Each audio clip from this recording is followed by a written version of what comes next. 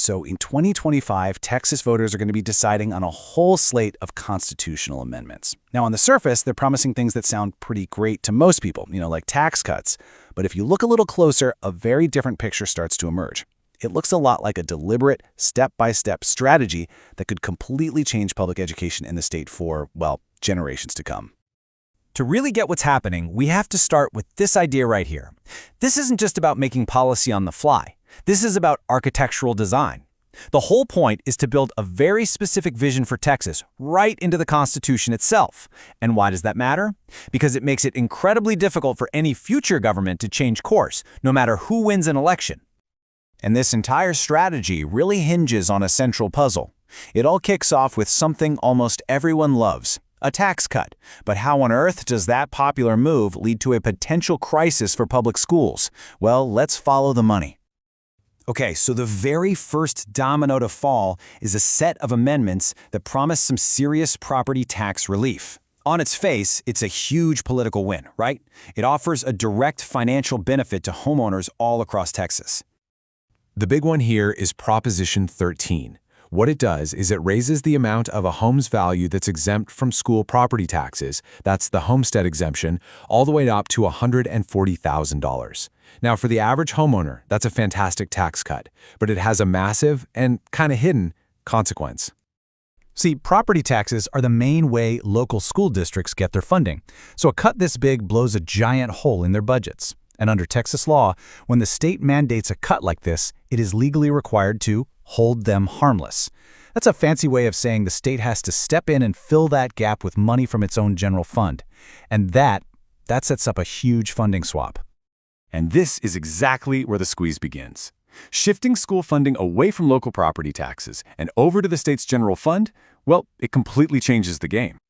This funding swap is absolutely critical to understand. School funding moves from being based on local property taxes, which are pretty stable and predictable, to being paid for by the state's general fund. And that fund is mostly fed by sales taxes, which means school budgets are now tied to a much more volatile source of revenue.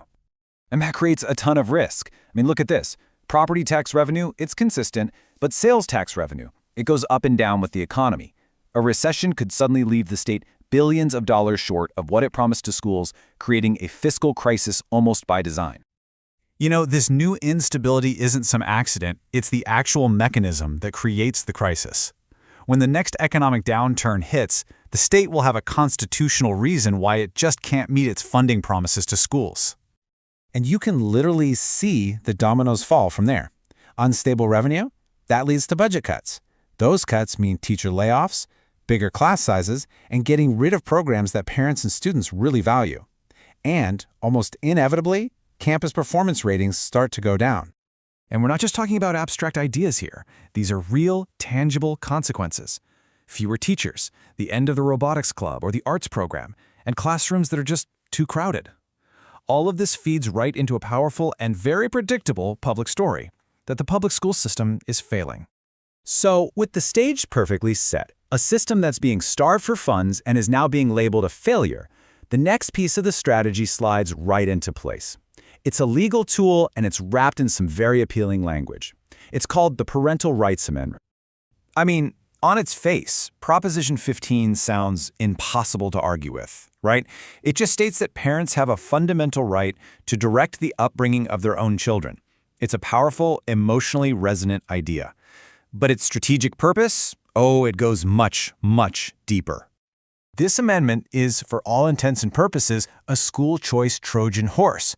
While it's presented as a way to defend the family, its main job is to create a new constitutional pathway for school vouchers and privatization.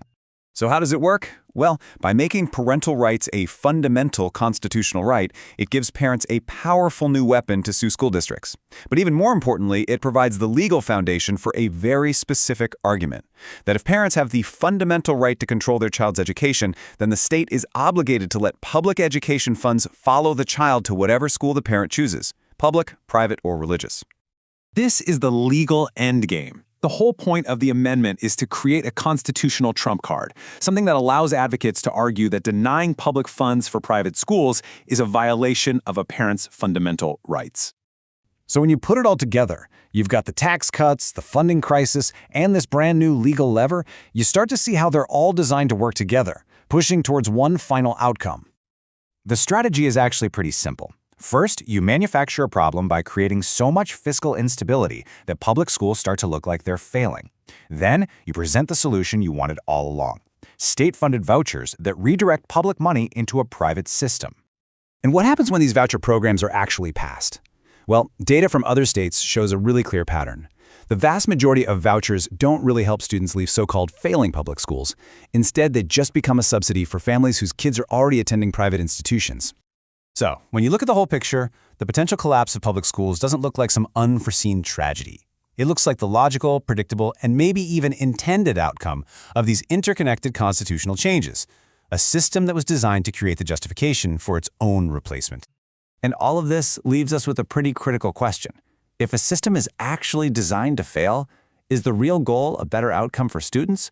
Or was the objective all along just to build a different system entirely?